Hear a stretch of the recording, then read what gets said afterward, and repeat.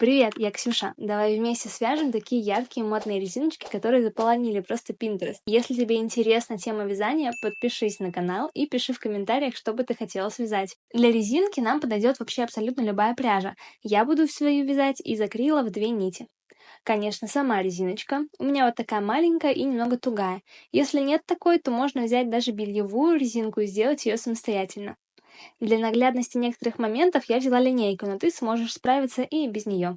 И, конечно, сам крючок. Для мастер-класса я вязала 6 мм, но самое оптимальное по мне это размер от 3 до 4,5 мм. И имей в виду, чем больше крючок, тем объемнее рисунок.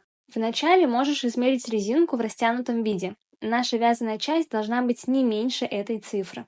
У меня это 12. Набираем цепочку из воздушных петель. Их количество у каждой будет свое, и это зависит от основы резинки, ее растяжимости и, конечно, из пряжи с выбранным крючком. Чтобы понять, хватит или нет, мы складываем эту длинную косичку вдвое, и полученное как раз должно быть не меньше резинки в растянутом виде. При желании можно добавить до 4 см, если резинкой будете прям затягивать хвост.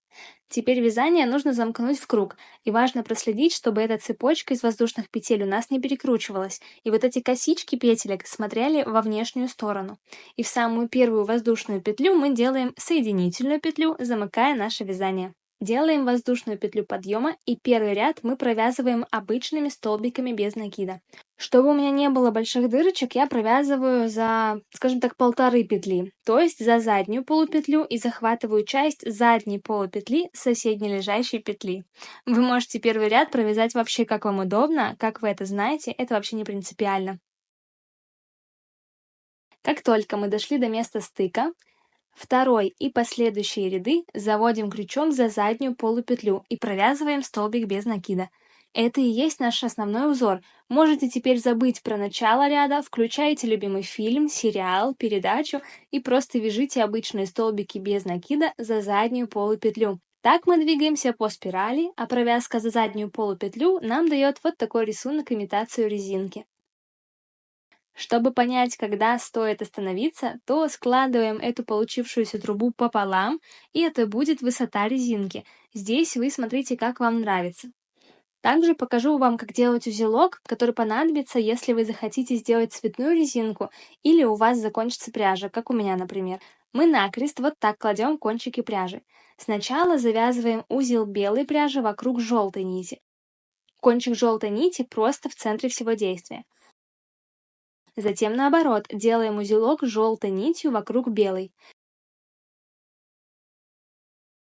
И теперь стягиваем, чтобы узелочки наши соединились. И все. Кончики обрезаем и продолжаем спокойно вязать. Такое соединение отлично подходит тонким нитям, и оно очень прочное.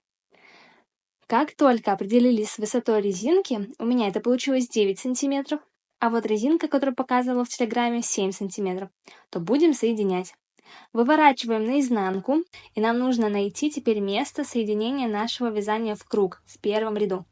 И как раз мы будем начинать оттуда. На изнаночной стороне это нагляднее всего. Теперь добавляем нашу основу резинку и помещаем ее вокруг провязанного снуда. Он как раз уже будет подсобираться. Теперь одну половину снуда выворачиваем, соединяя вокруг основной резинки наше полотно. Теперь самое важное это просто провязать по кругу столбиками без накида или же соединительными петлями края снуда, закрывая и пряча резинку основу внутри. Здесь просто важно не пропустить петли, чтобы к концу круга все сошлось. И, кстати, не затягивайте петли, чтобы край не получился уже основного полотна. Довязав последний столбик, мы немного вытягиваем рабочую нить и обрезаем. Нам теперь нужно соединить первую и последнюю петлю. Я для этого просто уже протягиваю нить по кругу, заводя крючок сначала в первую петлю этого ряда, а потом в последнюю петлю, образуя имитационную петлю. И уже рабочую нить просто прячу в последнем провязанном ряду, чтобы не делать лишние узелки. Если не хочется обрезать нити, ты можешь просто эти кончики завести внутрь получившейся резинки, они оттуда уже не вылезут. И все. Можно теперь делать наш пучок. По мне, именно для этого такие резинки подходят лучше всего. Они подчеркивают пучок или отводят взгляд от прически Беллы Хадид. Хотя, конечно, и хвост такой резинкой тоже можно вполне завязать, тут уже на ваше усмотрение. Пишите в комментариях, как вам этот мастер-класс, какого цвета будете вязать и нужен ли мастер-класс по такой резинке, но уже спицами. Спасибо тебе за просмотр и до встречи в новых роликах. Жду обратной связи. Пока!